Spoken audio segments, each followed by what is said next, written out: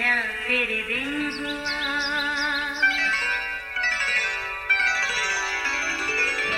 नया फिर दिन हुआ, पुरानी रात का करे सो शुक्र हम खुदा की जात का, खुदा की जात का नया फिर दिन हुआ।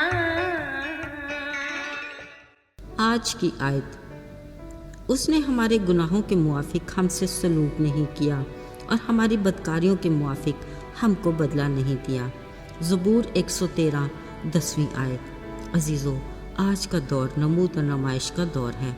ये एक ऐसी दौड़ है जिसकी कोई मंजिल नहीं, बावजूद इसके हर छोटा बड़ा इसमें शामिल होने का ख्वाहिशमंद है।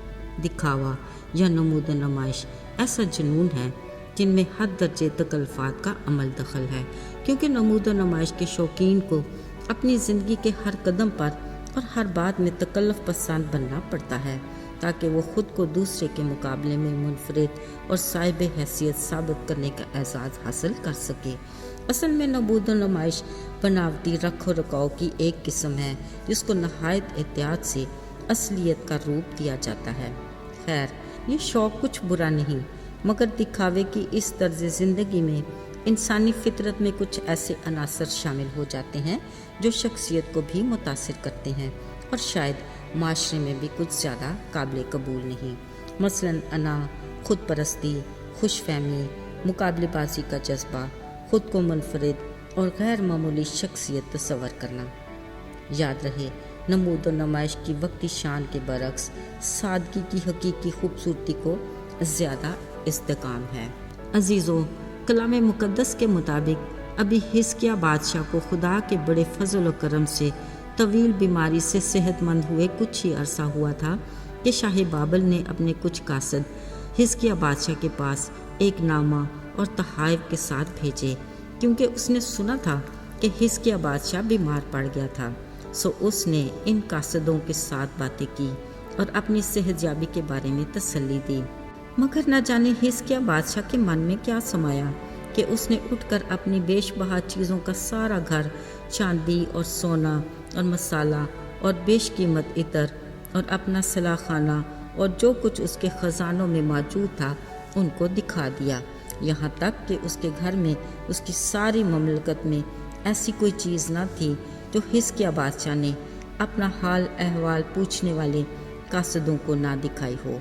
हैरत है, बादशाह को ये गैर मुतवक्की अमल की क्यों ज़रूरत पेश आई। शायद वो उनको अपनी शान और शौकत दिखाना चाहता था। न जाने हिज़किय्याह बादशाह के मन में क्या था, या वो इन कासदों के सामने ख़ुद को किस हैसियत से पेश करना चाहता था। शायद वो शाह बाबल को अपनी कुव्वत से मुतासर करना चाहता हो, कुछ खबर नहीं। मगर कुछ ही देर बाद यसायाह नबी खुद हिज़किय्याह बादशाह की खबर लेने पहुँच गया। उसने बादशाह से इन कासदों के बारे में दरियाफ्त किया और कहा कि ये लोग कहाँ से आए थे। हिज़किय्याह बादशाह ने बताया, ये दूर के मुल्क शाह बाबल की तरफ से भेजे गए उसके कासद थे। फिर यसायाह नबी ने पूछा, उन्होंने तेरे घर में क्या देखा? बादशाह ने बताया, वो सब कुछ देखा जो मेरे घर में और मेरे ख़जानों में है। अजीज़ों, बादशाह ने बड़ी साफ दिली और तसल्ली से यसायाह नबी को बताया, मगर जब यसायाह नबी ने खुदा का पैगाम उसको बताया, वो उसकी सोच में भी नहीं था। यसायाह नबी ने कहा, अब ये याद रख कि वो दिन दूर नहीं जब यही बादशाह तेरे बाप दादा का जमा किया हुआ सब कुछ बाबल को ले जाएगा और तेरे पास कुछ भी ना रहेगा। यसायाह नबी ने यह भी बताया कि शाह बाबल तेरे बेटों को भी अपने महल में ले जाएगा, जो वहाँ ख्वाजा सराहों की तरह रहेंगे।